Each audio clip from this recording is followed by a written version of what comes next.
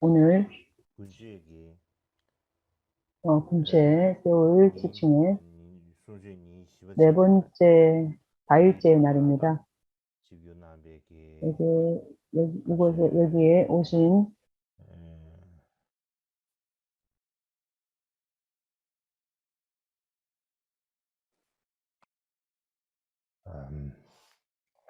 yapıcı. Bakalım yazır bu 제발 연쇄림보제랑 혈림보제를 위시해서 여러 스님들 마찬가지로 여러 대중 스님들 모두에게 인사를 드리고 마찬가지로 인터넷을 통해서 법문을 듣고 계신 남녀 법우님들 모두 여러분들께 안부 인사를 드립니다. 오늘부터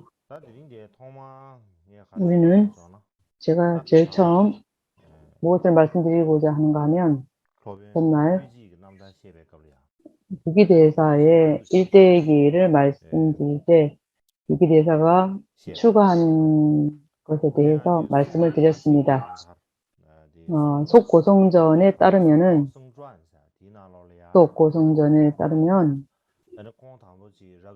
그는 처음에 출가하고 싶지 않았고 삼장법사가 끈질기게 설득을 해서 마침내 결국 그는 세 가지 조건을 제시하고 그것이 그 세 가지 조건이 받아들여졌을 때 출가하겠습니다 라고 했고, 만약에 그 조건이 받아들여지지 않으면 저는 출가하지 않을 것입니다 라고 말했습니다. 마찬가지로 그는 세대의 마차를 준비해서 그가 필요한 가지고 싶은 물건을 모두 가지고 사원으로 출가하러 갔다라고 말씀드린 부분, 그것을 말씀드렸죠. 그래서 세대의 마차의 스님이라는 이 이야기가 역사적으로 정말로 있었던 얘기인지 아닌지는 살펴봐야 할 것 같습니다. 나중에 일반적으로 세대의 마차 승려에 대해서 말을 하는데 그분이 규기대사인지라고 말을 하긴 하는데 그것이 사실상 역사상으로 있었던 일인지 조사를 해봐야 합니다. 그래서 오늘 규기 스님과 관련된 세 가지 이야기를 말씀드리겠는데, 먼저 세대의 수레의 승려의 부분입니다. 이 부분에 대해서 말씀드릴 때 당나라의 스님 승샹이란 분이 있는데 그분이 618년부터 906년까지 살았던 분이신데 그 스님은 규기 스님과 같은 동시대에 태어났습니다. 법화전기. 그분이 쓴 법화전기에는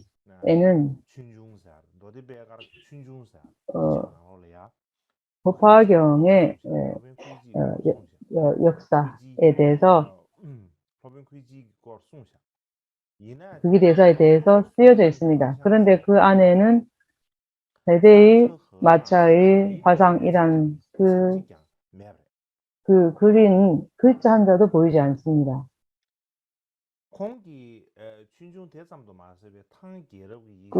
뿐만 아니라 권위 있는 당나라 여러 법전들은 세대의 마차의 화상 스님 여기에는 화상에 대한 이야기가 전혀 언급되지 않습니다. 그래서 이 세대의 마차의 스님은 송나라 이후의 문서 기록에만 이 이야기가 송나라 이후의 기록에만 이 이야기만 나옵니다. 여기 우리가 생각을 해야 될 것은 송나라와 송왕조와 규기대사의 사이에는 한 200년 이상의 시간의 간격이 있습니다. 마찬가지로 예전에는 지금처럼 상호 편지를 쓰고 여행을 하는 것이 쉽지 않았습니다. 아주 어려웠습니다. 편지를 보내려고 해도 많은 시간이 걸렸고, 또 이쪽 저쪽 서로 왕래하려고 하여도 많은 시간이 걸리는 것이 었습니다. 또한 당나라에서 송나라, 당에서 송나라로 제국이 바뀌었지 않습니까? 당나라에서 송나라로 넘어가는 시기에 여러 가지 큰 사건들이 있었습니다. 마찬가지로 당나라 시대 때 회창 회불, 그러니까 불교 박해, 회창 불교 박해 범난, 회창 범난이 있었죠. 그래서 그 범난으로 인해서 그 당시에 우리나라 티벳에서는 티벳에서도 그런 랑달마라는 분이 있어서 그분이 나서 티벳 불교가 많이 쇠퇴했던 그런 경우가 있죠. 그래서 부처님 불법이 많이 쇠퇴하는 그 시기에 부처님의 불법이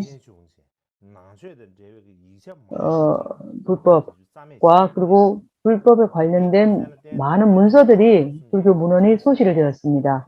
마찬가지로 제술의 승려에 대한 그 이야기, 제술의 승려에 대한 이야기는 믿을 만한 근거가 있는 것인지 의심을 해볼 수밖에 없습니다. 일부 동시대 학자들은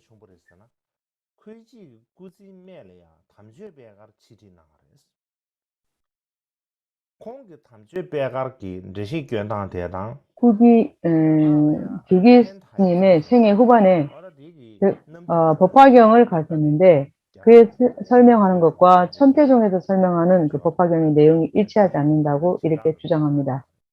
그래서 천태종에서도 법화경을 중시하는데 천태종에서 말하는 그 법화경의 그 설명과 규기 스님이 설명하는 법화경의 내용이 일치하지 않는다고 주장하면서 천태종의 일부 신도들은 법화경의 규기 대사를 별로 좋아하지 않았습니다. 뿐만 아니라 법화경에 나오는 세술의 비유 있죠. 영문영각, 보살, 삼승, 세 가지 수레, 이 수레를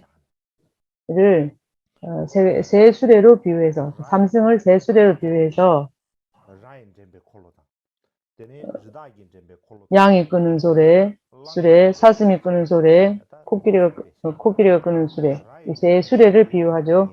그래서 양이 끄는 수레는 연각, 성문, 그다음에 사슴이 끄는 수레는 성문, 그리고 코끼리가 끄는 수레는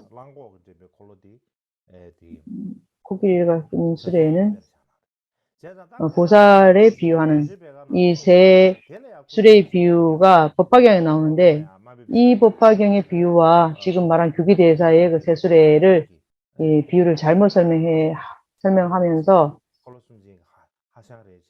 그래서 세 수레의 화상 스님이라고 이렇게 비유를 잘못 덧붙여서 스승을 폄하했다고 이렇게 말합니다.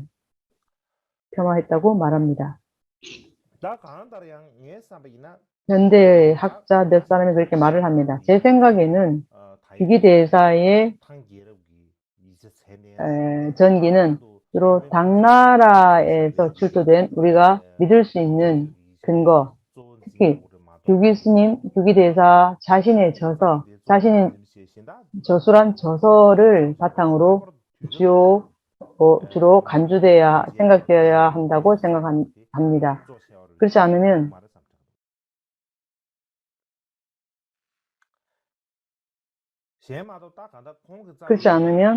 우리는 규기 스님이 스스로 저술하신 그러한 논전을 기본으로 하지 않으면 우리는 위대한 스승님을 모함하고 폄하하고 하는 중대한 잘못을 축적하는 것이 될 수 있다고 생각합니다. 어쨌든 법화전기에는 어떤 얘기가 있는가 하면은 거기에 보면은 규기 스님에 대해서 의미를 간단히 말씀드린다면 이렇게 기록하고 있습니다.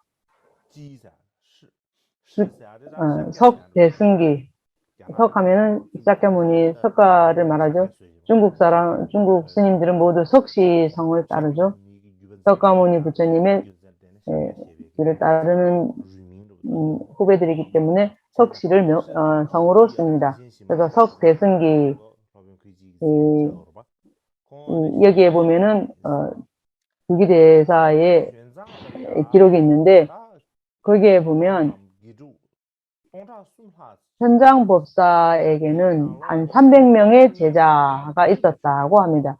그 중에서 70여 명이 깨달음을 얻은 제자였다고 하고 그 70명 가운데에 4명이 장로, 그러니까 장로격에 속하는 분이었습니다. 그 중에서 교기대에서는 일체 모든 그 많은 제자들 가운데 최고로 빛나는 그런 보석 같은 존재였다고 합니다. 그가 태어나기 전에 그의 어머니 뱃속에 있을 때 어머니는 꿈에 부처님께서 부처님이 자신의 손에 그러니까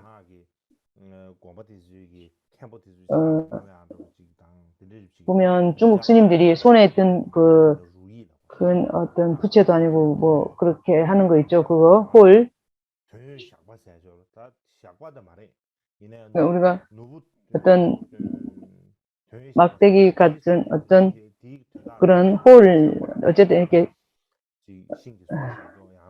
나무로 만든 그런 또 나무나 다른 재료를 만든 그런 홀이 있는데 그 홀을 든 부처님께서 그 손에 들고 부처님께서 그 홀을 손에 들고 어머니 품에 나타나서 나는 어머니 당신의 자궁에 들어가고 싶다라고 말하는 그러한 꿈을 꾸었습니다. 그 꿈을 꾸고 나서 어머니는 교기대사를 이제 임신했다고 합니다. 그것이 송나라 전기와는 이 부분이 좀 동일하지 않습니다. 그래서 그가 태어났을 때 그런 상스러운 그런 상징이 있었습니다. 그런 상서가 있었고 또 태어나서는 9살 때 그는 출가를 했습니다. 그래서 출가했다는 것은 스님이 됐다는 것이 아니라 마음의 출리심을 윤회계의 출리심을 느끼기 시작했다라는 그런 의미입니다. 그래서 17살 때 그는 비로소 승가에 입문을 했다고 합니다. 특별히 이 가운데에 법화경과 관련된 법전이기 때문에 법화경에 연관해서 쓰여져 있습니다. 그래서 그가 훗날 법화경을 설할 때 저녁에는 주석을 쓰고 낮에는 설법을 했다고 합니다. 그때 많은 기적적인 상서, 징조들이 계속해서 한두 번이 아니고 계속해서 나타났다고 합니다. 예를 들면은 어떤 사람들의 꿈에 교기대사가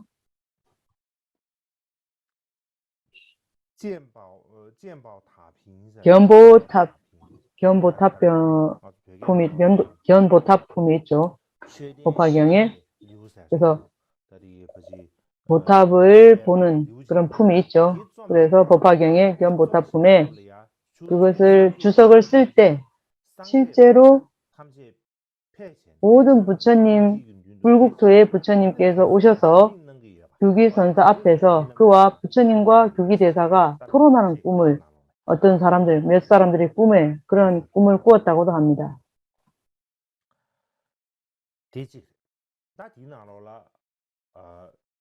그 안에는 대수레의 화상이라는 말이 없습니다. 뿐만 아니라 여기 당신이 직접 지으신 성유식론에 대한 설명에서 그는 그의 상황을 어떻게 설명을 하고 있습니다. 그 자신의 대해서 설명을 하고 있습니다. 거기에 말씀을 하다 보면은 어떤 말이냐면 나는 자신이 쓴 기록입니다. 내 생에는 많은 기복이 있었다. 내가 9살이 되었을 때 어머니가 돌아가셨다. 그러니까 부모님이 돌아가셨다는데 뭐 아버님이 돌아가셨든지 어머님이 둘 중에 한 분이 돌아가셨다로 이렇게 알고 그래서 아마 부모님이 돌아가셨다. 그때부터 나는 숲과 산에서 지냈다. 그래서 그는 언제든지 집을 떠나서 출가하고 싶은 그런 상황에서 살았다. 그래서 출가하고자 하는 소망으로 어렸을 때부터 아주 이 세상에서 더 떨어져서 더 멀리 출리심을 내어서 자라면서는 더 그런 마음이 더 커졌고 17살에 이르러서 드디어 머리를 자르고 입문을 했다. 그래서 나중에 황제의 명을 받아서 명을 받아 문시 이전에 티베트 이전에 어떤 역할인지는 잘 모르겠지만 어떤 문시가 되었다고 합니다. 처음에 현장에게는 1000명의 제자가 있었는데 그 중에 한 명의 제자가 되었다고 합니다.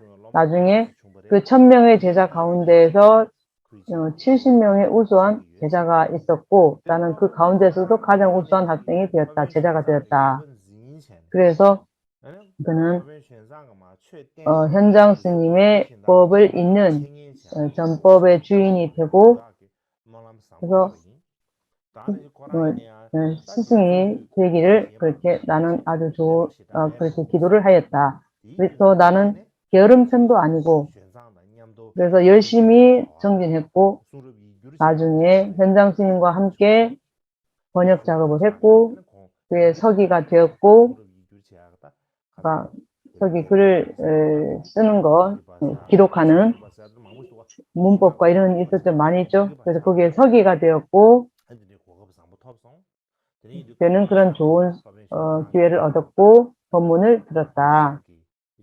그렇기 때문에 나는 현장 스님께서 많은 경론을 설하셨고 그것을 규기선사는 많은 그러한 법문을 듣고 그래서 나는 이것으로 인해서 나는 이 해설서를 썼다. 이렇게 기록하고 있습니다. 그리고 그와 동시대에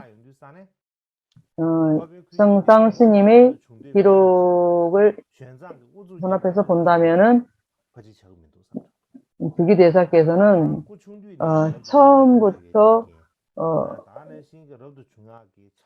권유를 받아서 억지로 출가한 것은 아닌 것 같습니다. 처음에는 출리심을 느끼고 스스로 출가한 것처럼 보입니다. 그래서 또한 규기선사는 지난번에 말씀드렸듯이 아주 큰 훌륭한 가문의 출신이고 어릴 때부터 교육을 잘 받았고 또 유난히 특별히 또 글을 또 잘했다고 합니다. 그래서 유식한 사람의 어떤 유식자의 길을 걷기 시작했다고 합니다. 그래서 계속해서 그는 만약에 그런 식으로 계속 그 길을 걸어간다면 어떤 큰 재상이 된다든지 관리가 먼저 공부를 해서 과거 시험을 봐서 관리가 되죠. 그래서 그렇게 해서 세간의 명성을 얻을 수 있었겠죠. 그렇지만 그는 그것을 글을 잘하고 그런 많은 유식한 견해가 있긴 했었지만 자격이 있었지만 그래서 그는 세상의 명성을 얻기 위한 필요한 모든 조건을 다 갖춘 사람이었지만 그는 그것을 다 포기하고 출가의 길에 들었습니다. 그가 출가한 데는 세 가지 이유가 있을 것 같습니다. 첫 번째 이유는 먼저 지난 시간 말씀드렸듯이 그의 삼촌, 그의 아버지의 사촌 유지공 또는 유지경이라는 사람이 삼촌이죠. 그래서 그분은 당나라의 아주 뛰어난 무공이었습니다. 그래서 개국 공신 정도가 되는 아주 공을 많이 세운 그러한 무사였죠. 그래서 그는 무술을 익혔고, 큰 삼촌이 무술을 익혔고 당나라 태종에게 아주 총애를 받는 높이 평가를 받았습니다. 그런데 그의 가문은 그분은 중국 민족이 아닌 선비족의 사람이었던 것 같습니다. 근데 그래서 그런 종족인데 그분의 성격은 매우 직설적이고 아주 쉽게 화를 내며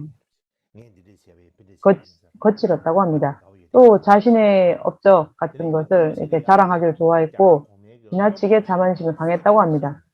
한 번은 이제 황제가 신하들을 위해서 어떤 잔치를 베풀었는데 공적인 잔치를 연회를 베풀었을 때 그는 다른 사람들을 우리들 하면 어떤 자리를 상중하로 나눠서 했겠죠. 그래서 다른 사람들 아래에 이렇게 자리를 주니까 그것은 자기 아래 앉게 하니까 화를 내면서 무례한 행동을 했죠. 그래서 말만 했을 뿐만 아니라 이렇게 손도 내밀어서 팔도 내밀고 거의 이제 상대방하고 말다툼을 하다가 그 사람의 눈을 거의 찌를 정도까지 이렇게 그러한 소란을 피웠다고 합니다. 이것을 보고 태종 황제가 화가 났습니다. 그래서 황제가 말하기를 한나라 때 한유방이 있죠. 한나라를 처음 세운 분이 한유방이죠. 유방이 한신과 다른 좋은 한신 같은 많은 훌륭한 관리들이 있었죠. 그래서 그런 관리들을 나라를 세우고 나서는 그분들을 죽였습니다. 죽인 것은 그것은 그의 잘못이 아니라 신하들이 잘못했기 때문이다. 그래서 태종 황제는 유치공한테 이제 경고를 보내는 거죠. 그래서 그대가 조심하지 않으면 나중에 그러한 상황이 생기면 그건 너의 책임이다. 책임을 묻겠다. 이렇게 말을 했습니다. 그래서 한나라에도 이런 일이 있었는데 만약에 그대도 그렇게 심하게 소란을 피우면 나중에 그러한 책임을 묻을 수 있다. 이런 경고를 한 겁니다. 그래서 후에 유치공하고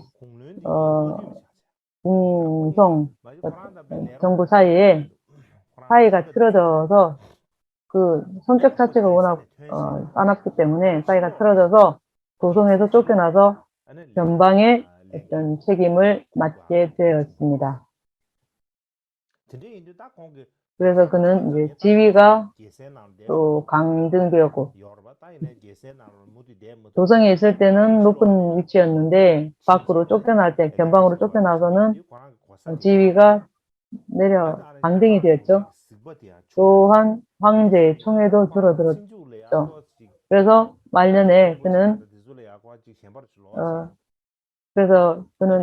이 관리 출세라는 것에 대해서 어떤 염리심을 느꼈겠죠. 그래서 그는 도교 또는 선도 그리고 신선 그런 것에 큰 신심을 내고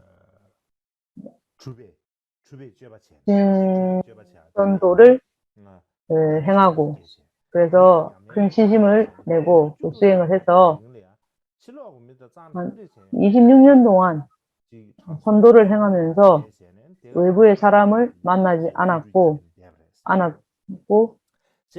않았다고 합니다.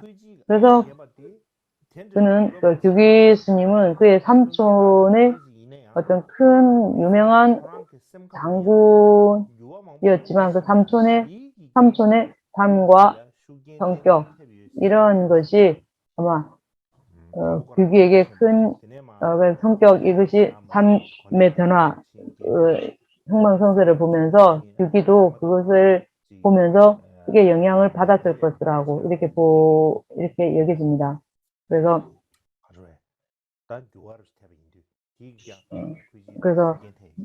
삼촌이 한적하게 이제 변방에서 그런 선도를 하고 신선도를 행하고 하는 그런 것이 아마 규기에게 영향을 미쳤을 것으로 보입니다. 어쨌든 규기가 9살 때 그의 어머니가 세상을 떠났습니다. 그래서 그는 어릴 때부터 친구 없이 이 세상에 혼자 남겨진 느낌을 많이 받았다고 합니다. 그래서 그는 세간의 법에 염리심을 느끼고 윤회라는 것이 무상하다, 세상사가 허망하다. 그래서 그렇기 때문에 내가 세간의 어떤 유명 국의 영화를 다 염리심을 느끼고 세상의 명예 등에 염리심을 냈습니다. 또 세 번째 조건은 당나라 시대에 불교는 급속도로 발전했습니다.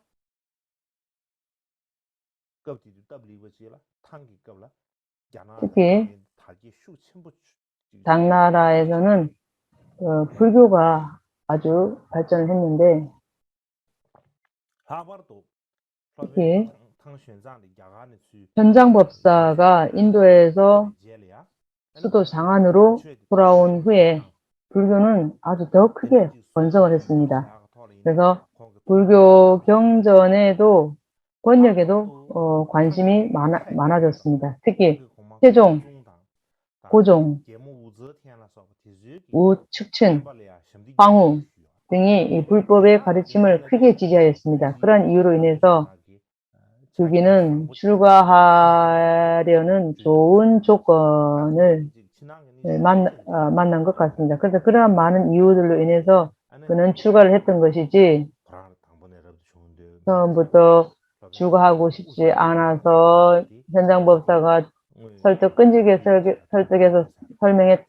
설득해서 출가를 권유했다. 이런 것은 역사에 비추어 봐도 일치하지 않는 것 같이 보입니다.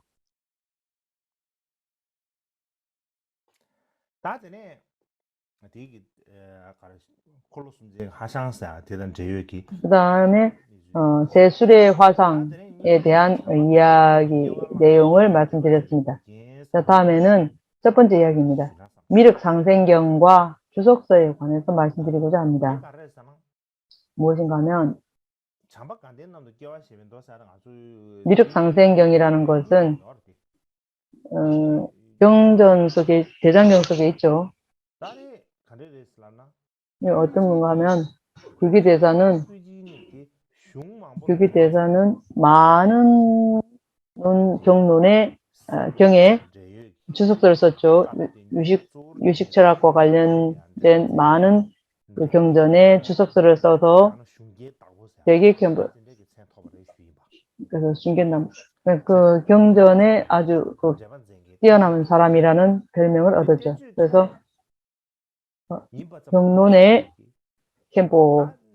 일뿐만 아니라 많은 상황에 의해서 보자면 그는 평범한 보통 사람이 아니라 아주 뛰어난 사람이었다는 것을 여러 가지 방법으로 명확하게 살펴볼 수 있습니다. 이와 관련된 이야기는 송고송전에서 몇 가지 이야기를 통해서 있는데 그중 몇 가지를 여러분들과 함께 공유하고 싶습니다. 이런 이야기를 말씀드린 이유는 이 이야기를 통해서 규기가 어떤 위대한 인물, 존재였는지 보통의 평범한 사람이 아니었다는 것에 대해서 우리가 잘 알 수 있기 때문입니다. 첫 번째는 규기대사가 미륵상생경의 주석을 저술하게 된 상황에 관한 것입니다. 규기대사는 한때 오대산으로 가셨습니다. 그래서 아마 오대산으로 한 2번 정도 가셨던 것 같은데, 그래서 오대산으로 갔을 때 한 500명 정도의 제자가 있었고, 사원도 지었고, 불탑도 많이 건립을 했고요. 특별히 또 미륵 부처님의 불상을 또 많이 많이 조성을 했는데, 어쨌든 미륵 보살님의 미륵 보살님의 그 불상을 세우고 그 앞에서 보리 보살계를 받는다는 그런 생각을 가지고 그 앞에서 기도를 많이 했다고 합니다. 어쨌든 그는 오대산으로 오대산으로 둘레를 떠났을 때 한 번은 오대산으로 순례를 떠났을 때 태행산이라는 산이 있는데, 그래서 태행산은 오대산 옆에 있는 산이라고 하는데, 태향산에 올라갈 때, 산을 반쯤 올라갔을 때,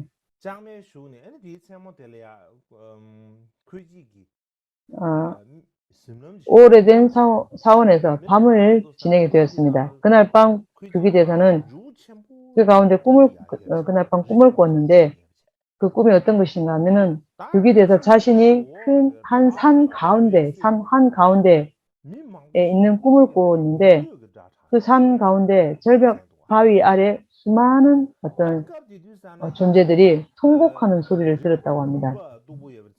그래서 그 밤을 깜깜한 밤 어둠 속에서 안개가 낀 안개가 깊이 두껍게 끼어 있고 그런 깜깜 어둠 속에서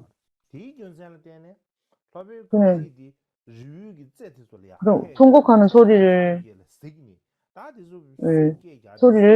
들었는데, 그 소리를 누가 이 소리를 내는지를 봤겠죠. 이 때문에 그 소리를 듣고는 규기대사는 혼자 산꼭대기로 가서 사방을 둘러보았습니다. 그래서 보았을 때 이 모든 것이 녹색의 색으로 주변이 나타났는데, 또 그가 위를 쳐다봤을 때 한 마을이 있는 것을 보았습니다. 그 도시에서 사람의 소리가 들리는 것 같습니다. 스님 잠깐 기다려 보세요. 스님 잠깐 기다려 보세요. 잠깐만요. 오늘 여기 왜 왔습니까? 하고 물었습니다. 그 소리가. 그런 소리가 들렸는데, 잠시 뒤에 그 소리를 듣고 나서 잠시 뒤에 젊은 어린 아주 나이 어린 신이 도시에서 나타나서 말했습니다. 뭐라고 말했는가 하면은, 스님, 당신은 지금 조금 전에 산기슭에 있는 그런, 중생들을 보았습니까? 아주 고통받고 있는 중생들을 보았습니까? 그랬더니, 규기스님은, 내가 소리는 들렸는데, 직접 그들을 보지도 못했습니다. 그랬더니, 그 어린, 한 신이 규기스님에게 칼을 이렇게 주면서, 당신의 당신의 배를 갈라보세요. 그러면 그것이 누구인지 보게 될 것입니다. 라고 말했습니다. 그런 다음에 규기대사는 자신의 배를 잘랐습니다. 잘랐더니 뱃속에서 2개의 빛이 빛났습니다. 그 빛이 산 기슭까지 비쳤고, 산 기슭까지 비치는 그런 광선이 비쳤습니다. 그래서 그는 거기에서 많은 무수한 중생들이 큰 고통을 당하고 있는 것을 보았습니다. 그렇게 보고 나서, 그런 다음, 방금 그 2 젊은 신이 있었죠. 그 천신이 다시 마을로 돌아와서 종이 두루마리하고, 붓을 두기 스님에게 던져주었습니다. 그래서 두기 대사는 그걸 두루마리와 그 종이와 붓을 손에 쥐자마자 깜짝 놀라서 꿈에서 깨어났습니다. 깨어났습니다. 그때가 아마 정확히 시간이 그래서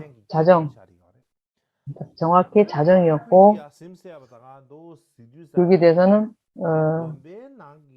잠에서 깨자마자 사원 어디인가에서 빛이 비치는 것을 보았습니다.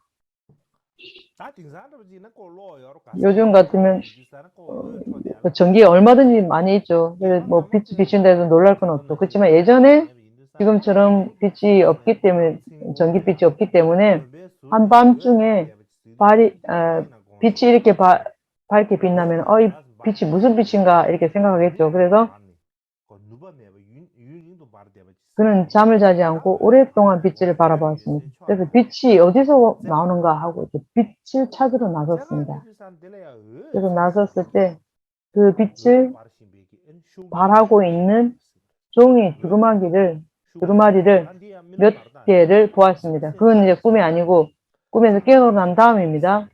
그래서 종이 두루마리가 몇 개가 있는 것을 찾았습니다. 보았습니다. 그래서 그 종이 두루마리를 펴보니까 예전에는 중국에서는 종이를 이렇게 둘둘 말았죠. 그래서 이게 쭉 이렇게 열어보니까 미륵불이 도솔천에 태어난 그러한 경전이었습니다. 그러니까 미륵상생경이죠. 이 경이 그 두루마리 속에 쓰여져 있었죠. 그래서 그것을 보고 나서 이제 방금 꿈이 생각이 났죠. 이게 바로 나에게 이 미륵상생경에 대해서 해설을 쓰라는 부처님의 뜻이구나. 이렇게 하면서 생각을 하고 그 해설을 쓰기 시작했습니다. 그때 해설을 쓸 때 그때 붓 있죠. 글을 쓰고 있는 붓에서 사리가 27개가 떨어졌습니다. 그래서 사리가 얼마나 큰가 하면 체리 있잖아요. 요새 체리만큼 체리도 뭐 크고 작은 게 여러 가지 있는데 TV에서는 체리가 조금 작습니다. 그래서 아주 이쁜 작은 그런 27개의 사리가 붓 끝에서 떨어졌습니다. 또 뿐만 아니라 또 옥수수 있죠. 옥수수 알갱이 같은 그런 그러니까 27개의 빨간 사리 그리고 옥수수 알갱이 같이 누른 사리도 이렇게 많이 떨어졌답니다. 이것이 미륵상생경의 주석을 쓴 그러한 상황입니다.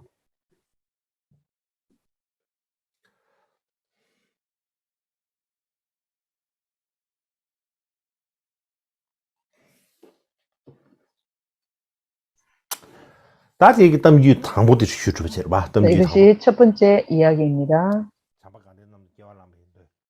미륵상생경.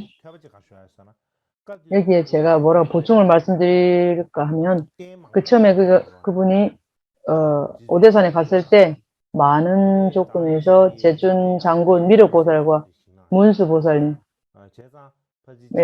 불상을 미륵 부처님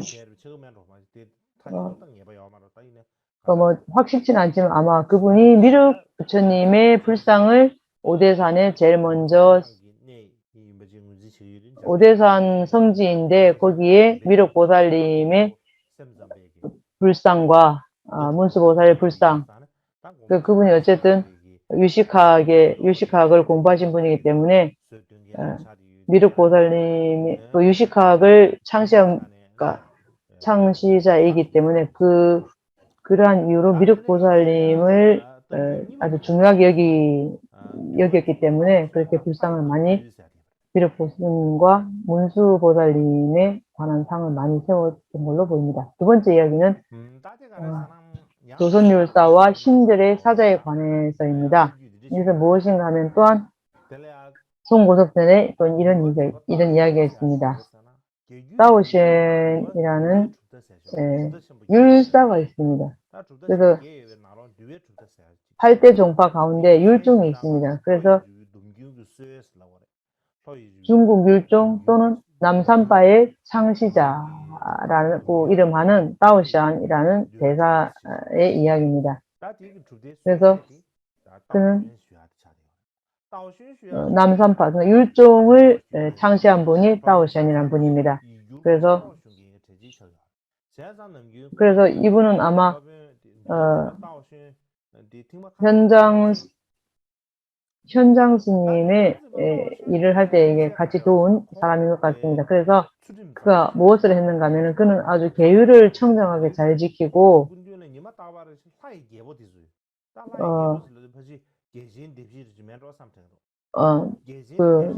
계율을 청정하게 지켰기 때문에 매일 그분한테는 신의 왕, 그러니까 아마 사천왕이 아니겠는가 싶습니다. 어쨌든 날마다 사자를 보내서 다양하고 잡다한 것에 대해서 물었다고 합니다. 어느 날 규기대사가 다오샨을 도선 선사를 만나러 갔을 때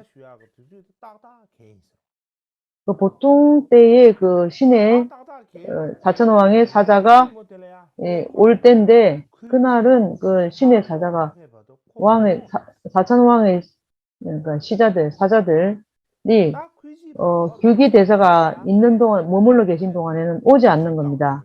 그러니까 규기대사가 떠날 때까지 그 메신저 사자가 오지 않았습니다. 그리고 이제 떠나고 나니까 그 사자들이 왔는데 조선율사가 이제 묻죠. 사자들에게 묻죠. 오늘 왜 이렇게 늦었는가 이렇게 꾸짖었겠죠. 왜 시간을 안 지키고 오늘 이렇게 늦게 왔는가 이유가 뭔가 이렇게 하고 좀 약간 꾸짖었겠죠. 그랬더니 하늘의 사천왕의 사자들이 대답을 해왔다고 합니다. 그는 지금 오늘 우리가 왔을 때 대승의 보살이 계셨습니다. 그의 머리에 많은 그 선신들이 계시고 해서 선신들이 그분을 호위하고 있어서 우리는 신통력을 쓸 수가 없었습니다. 그래서 우리는 정확하게 시간에 맞춰서 올 수가 없었습니다. 그래서 또한 다른 이야기가 있는데 방금 얘기와 또 관련 있는 얘기입니다. 그래서 술의 세대의 화상 선사는 그것이 참인지 거짓인지 우리가 조사해 봐야 되겠지만 또 다른 이야기가 있는데 여기에서 우리가 배울 수 있는 것은 계율이 청정하고 사막을 열심히 수행하는 분이라는 것.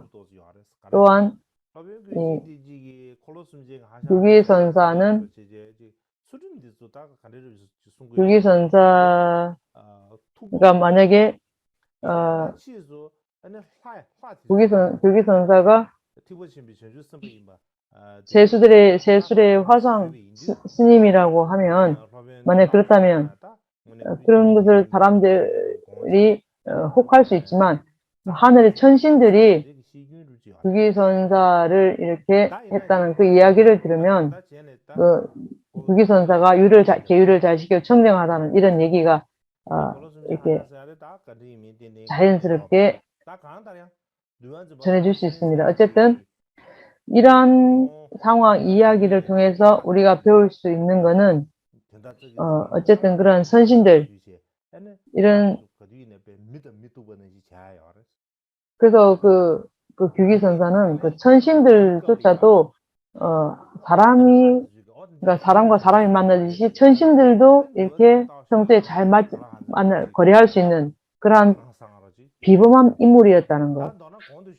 그래서 이러한 위에서 우리가 한 이야기를 통해서 우리가 배울 수 있는 것은 생각해 볼 수 있는 것은 규기선사는 평범한 사람이 아니고 특출한 사람, 보살, 뛰어난 사람, 아주 출중한 사람이라는 것입니다. 사실 만약 그런 사람이 아니라면 그의 활동과 그러한 그 전기도 그렇게 쓰여지지 않겠지만 그가 업적과 영향력, 여시 그가 이러한 기록들을 통해서 보통 사람이 아닌 것을 여시 명백하게 보여준다고 할 수 있습니다. 마찬가지로 위에서 말씀드린 송고성전에 따르면은 유기대사는 평생 열심히 정진을 했다. 마찬가지로 그는 정진력이 뛰어났다. 그는 오대산의 미륵보살의 상을 건립을 했다. 그래서 불상을 앞에 두고 매일 그 앞에서 여러 번 보살 서원을 하고 다음 생에 도솔천에 태어나기를 기원했다고 합니다. 그래서 그렇게 할 때 모든 보는 사람들은 그 상에서 불상에서 빛나는 광선을 볼 수 있었다고 합니다. 마찬가지로 나중에 유기대에서는 또한 오대산에 문수사리의 옥불상과 반야바라밀다를 금으로 칠했습니다. 그래서 그러한 일들을 할 때도 아주 빛나는 빛이 광선이 빛나고 하는 그들이 그러한 광선을 볼 수 있었다고 합니다. 자, 여기까지 하고 20분간 휴식하도록 하겠습니다.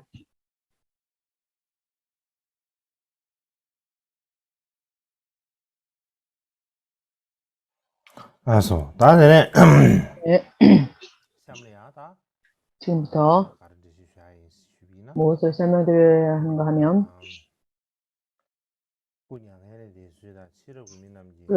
열반하신 것 그리고 나중에 사람들이 그를 어떻게 추대했는가 하는 그 부분입니다. 잠깐만요.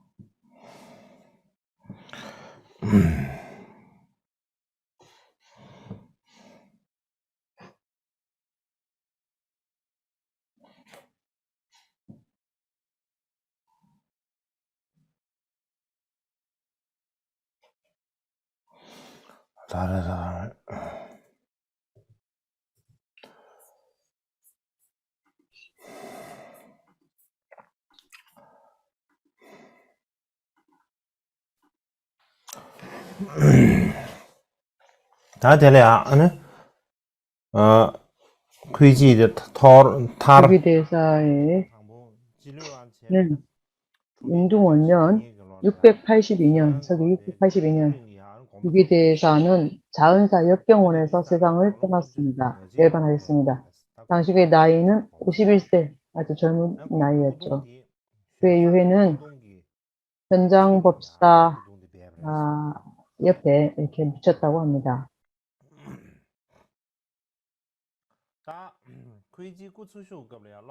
그가 살아있는 동안에 그의 제자들은 유기대사와 현장법사를 떨어질 수 없는 불가분의 관계로 여기고 그분을 모범으로 삼았다라고 합니다.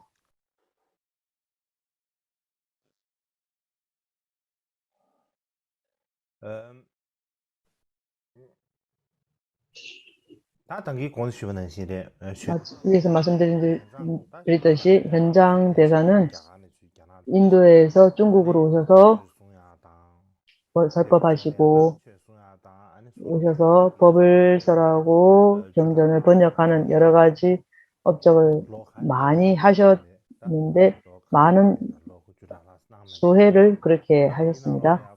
몇 년을 그렇게 하셨는데 10년 이상 법을 가르치고 번역 작업도 했고 해서 수많은 제자들이 운집했습니다. 그래서 1000명이 넘는다 이렇게 하죠. 그 중에 훌륭한 제자가 많았는데 그 중에서 70명 있었다고 했죠. 그 가운데에 자은사에 계속 남아서 많은 경론의 주석을 쓰고 또 특히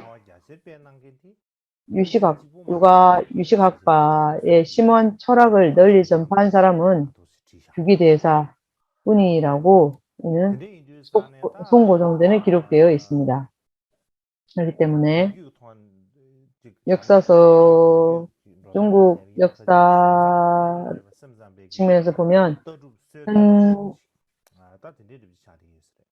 현장 삼장법사는 유식 철학의 창시자라고 할 수 있고, 규기대사는 그분의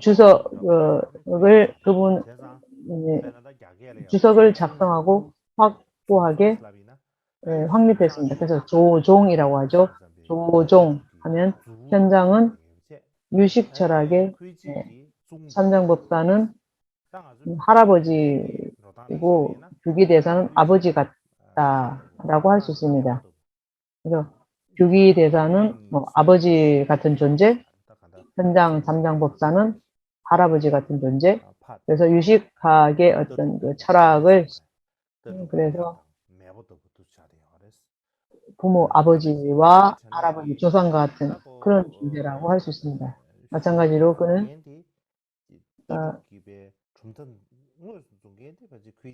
그래서 그러한 철학을, 논설을 직접 지은 분은 규기대사이죠. 그래서 현장 대사는 그 유식 철학을 펴은 것이지만 중국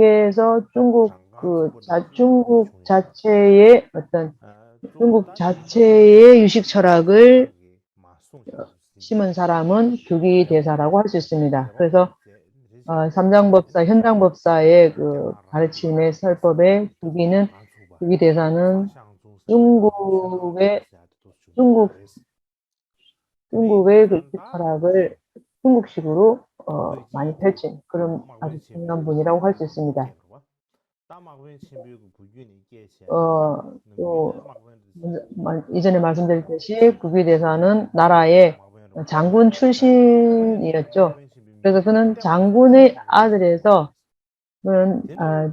장군의 아들에서 법을 지키는 장수로 변했습니다. 그래서 그와 같은 인물은 수천 년에 한 번 나타날까 말까한 그러한 드문 천년에 한 번 정도 나타나는 드문 일이라 할 수 있습니다. 그 당시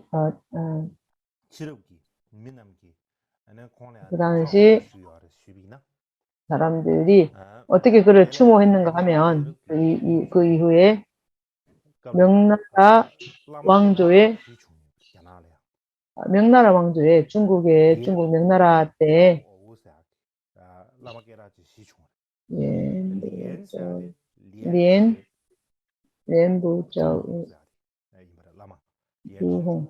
연지주경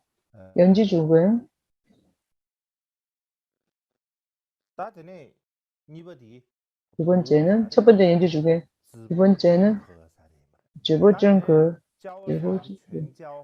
자박진가 흥산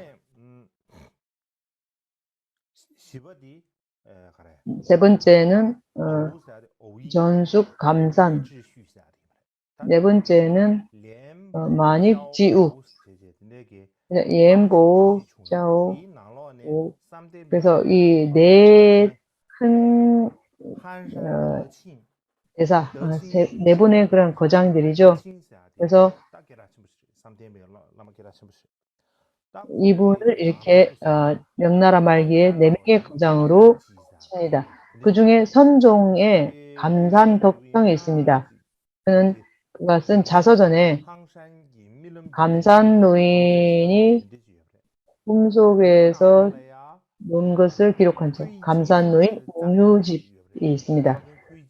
그러한 감산덕성의 자서전 가운데 이런 부분이 있는데 이 내용 안에 규기대사에 대한 찬사를 써놨다고 합니다.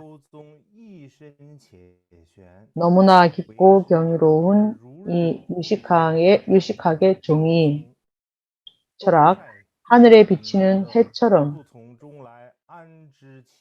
너무나도 깊고 경이로운 이 유식학의 철학, 오직 당신만이 펼칠 수 있습니다. 그것은 전생의 도솔촌에서 미륵 부처님으로부터 받은 것. 그렇지 않다면 심오한 핵심 어찌 깨달을 수 있었겠습니까?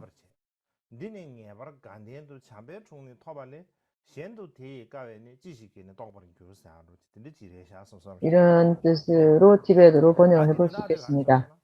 의미는 무엇인가 하면 유식 학파의 철학, 종의를 아주 심오한 이러한 뜻을 하늘에 비치는 해처럼 오직 유기대사 당신만이 그 일을 그 뜻을 펼칠 수 있습니다.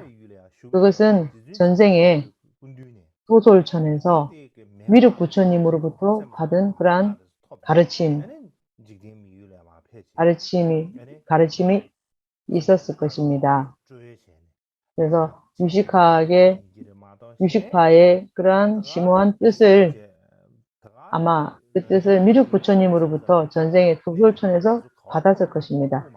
그렇지 않다면 그 심오한 유식학의 핵심을 어찌 깨달을 수 있었겠습니까? 특히 미륵 부처님으로부터 직접 도솔천에서 받은 것이다. 이렇게 기록이 되어 있습니다. 감산덕정의 자서전에서 규기대사에 대한 찬사를 이렇게 썼다고 합니다.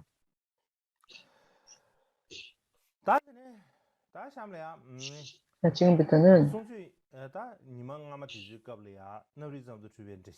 제가 이전에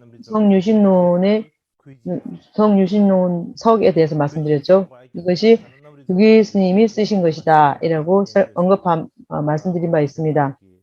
그래서 현장대사께서 산스크리트로부터 번역한 것, 그것을 다시 해설한 그런 내용이라고 해설서라고 말했습니다. 그래서 규기대사는 중국 당나라의 위대한 스승이죠. 또 더 우리가 쭉 생각해 보면 지금 올해 2023년이죠.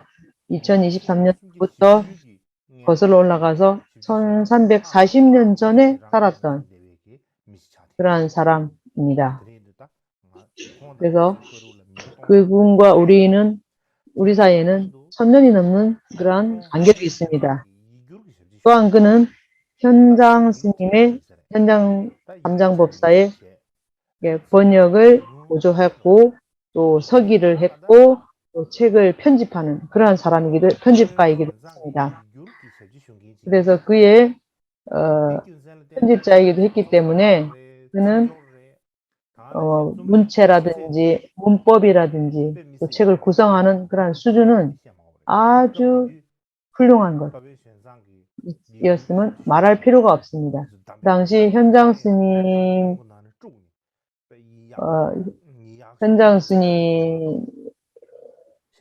그런 수준은 100명 가운데 1000명 가운데 으뜸이었다라고 하는 것은 두말할 필요가 없습니다. 그래서 그가 경솔한 그러한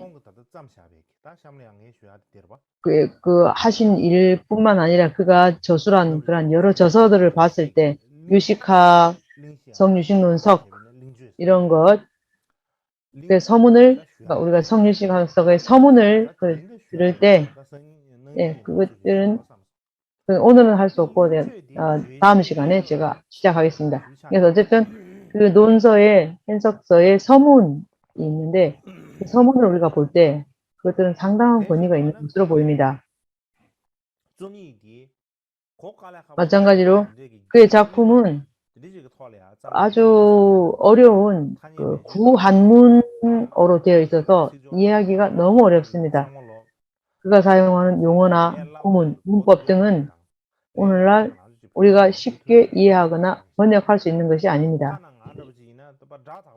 더구나 저 같은 경우 단어를 제대로 발음하고자 하지만 발음하는 것조차도 어렵습니다. 그래서 그가 쓴 서문을 읽으려 하면 나 같은 사람도 어렵습니다. 그렇기 때문에 지금 이 서문을 말씀드릴 때 티벳에 있는 그 글을 그대로 제가 말씀드리지 않고 구어체로서 간략하게 그 의미에 대해서 말할 것입니다. 그래서 이 의미에 대해서 여러분들에게는 중국어 원본을 그대로 있는 그대로 보여는 드리겠습니다. 그래서 중국어를 읽을 필요는 없겠습니다. 만약 우리가 규기대사가 쓰신 성유식론석의 서문을 제대로 이해를 하려고 하면 그 주석만 가지고는 이해하기가 어렵습니다. 다른 주석에 의존하지 않으면 이해가 어렵습니다. 따라서 이 성유식론석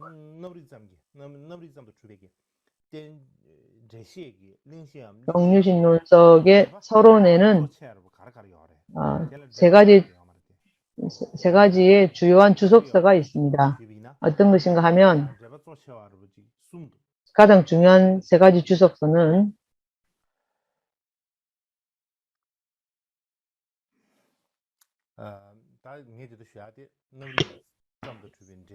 정유식론석의 서론, 서문에 관한 이야기입니다. 그 서문의 내용을 이해하는 주석서, 제설서 있는데 유기대사의 제자인 링타이라는 분, 제자 영태의 성유식론기가 있습니다. 두 번째는 8세기 일본 법상종의 승려 샨주, 젠주, 일본어로 젠주로 하죠. 젠주가 지은 성유식론 술기서석 8세기에 이러한 일본의 법상종의 승려 학자께서 쓰신 이러한 책이 있다고 합니다. 세 번째는 90년대에 유명한 러시션이라는 분, 중국 학자입니다. 그분이 쓴 성유식론술기 책주가 있습니다. 그래서 시간이 좀 시기적으로 좀 늦죠.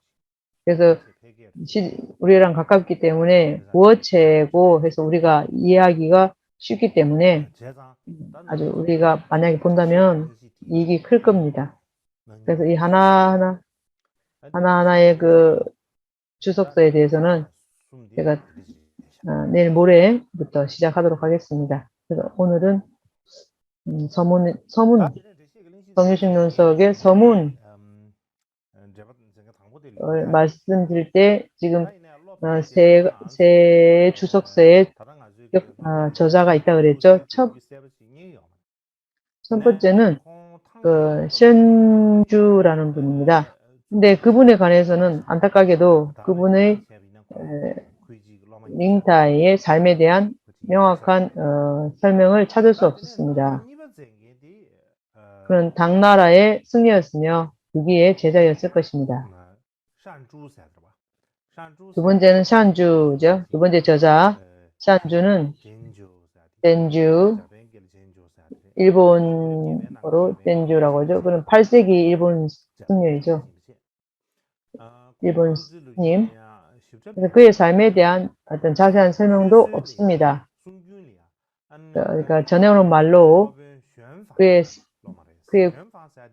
스승은 현장, 견방, 겐보,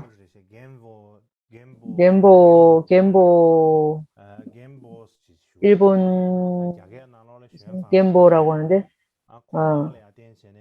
겐보라고 하는데 중국어로는 쉔장이죠. 그래서 그분이 그의 스승이었고, 그는 오직 유식과 인식론을 공부했다고 합니다. 그래서 현방은 또한 일본 승려입니다. 현방이라는 분.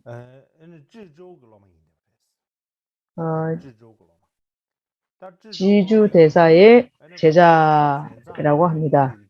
그래서 지주 대사는 현장 스님으로부터 5대의 선사에 이렇게 속하는 분입니다. 그래서 해주 스님이 현방에게, 현방은 지주에게, 지주는 해소에게, 네, 해소에서 주지, 현방, 선주 이렇게 이어졌다고 할 수 있습니다. 현방하고 현방 또는 겐보 이분은 일본 사람이고요. 현방은 산주 또는 젠주 현장 또는 현장의 혈통을 이은 5대 계승자에 속했다고 볼 수 있습니다. 5번째 계승자. 센주가 어떻게 현장으로부터 가르침을 받았는지는 그 부분에 대해서는 자세한 설명이 자세히 설명할 시간이 없습니다. 그러나 한 가지 분명한 사실은 천평 6년 또는 서기 734년에 현방 또는 겐보 현장 현방 그분이 천여 개의 경전과 논문을 싣고 장안에서 일본으로 돌아왔다는 것입니다. 그래서 그가 한 위대한 일은 무엇인가 하면은 중국에서 장안에서 일본으로 1000권이 넘는 경전과 논을 모시고 왔다는 겁니다. 그래서 이 이야기에서 우리가 추론할 수 있는 것은 현방 또는 견방 또는 산주 또는 젠주 이 두 사람이 함께 당시에 머물렀던 사원이 있습니다. 일본 사원인데 광복사 고부지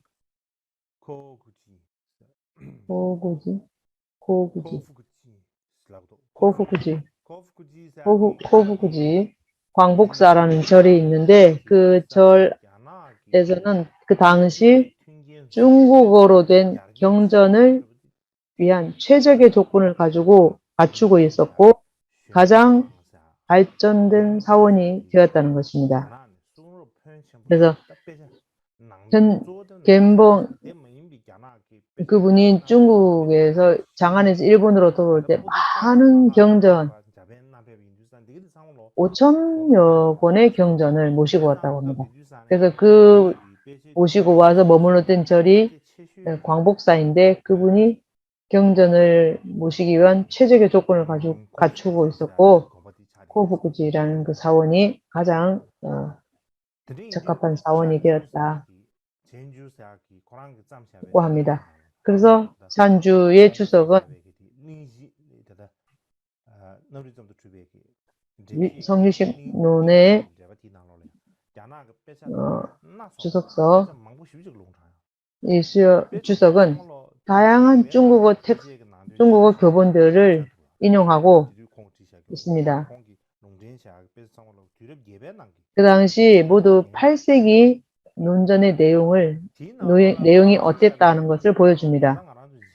그 중에서 여러 번 인용되는 그 부분이 더 이상 존재하지 않는 우리가 볼 수 없는 그런 사본이 아주 많이 있었다고 합니다. 그런 이유로 인해서 이전에 중국의 원전을 연구하는 데 있어서 아주 중요한 그러한 사본이 그러한 교본이 되는 것입니다. 된다고 합니다. 모두 중국 고대 사본 연구에 유익한 훌륭한 원처라고 합니다. 그래서 시엔주는 중국에 유학을 간 적이 없지만은 당시 일본에서 유식 철학을 공부하기에 가장 좋은 환경에 있었다고 볼 수 있습니다. 그는 한문 번역본으로 불교 경전을 공부하고 연구할 기회가 아주 있었다고 합니다. 마지막으로 그래서 이러한 기회가 나중에 자신의 주석을 저술하는 데 큰 도움이 되었다고 할 수 있습니다. 마지막 로슝 로슈샹. 세 번째 저술서를 세 가지가 있던데 그 마지막 세 번째 저자인 로슈샹은 1914년에 태어나서 중산대학교를 졸업했습니다. 제일 처음 그는 보정법사로부터 법을 들었고 법연을 맺고 후에 그는 태어 대사에게 중국의 그 태어 대사를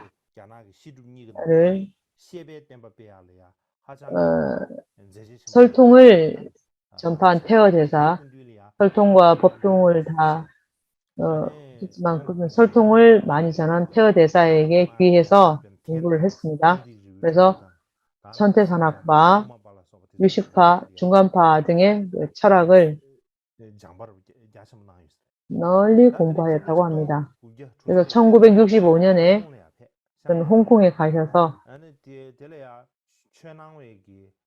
법상학 불교연구소를 설립했습니다. 그 나중에 그는 북미로 가서 유식철학과 법상교의를 널리 전파했다가 1993년 홍콩에서 세상을 열반을 하셨다고 합니다. 그래서 제가 오늘 내일은 휴일이죠. 모레 또 법문 있고 우리가 서문을 시작할 텐데 그래서 이 세 가지 주석서를 바탕으로 제가 서문을 소개하도록 하겠습니다. 지금 제가 서문을 다 말씀드릴 수는 없을 것 같습니다. 그러나 제가 말씀드렸듯이 올해 가을 또는 아마 시간이 있으면 제가 계속해서 유식학에 대해서 유식 철학에 대해서 말씀드리고 싶습니다 합니다.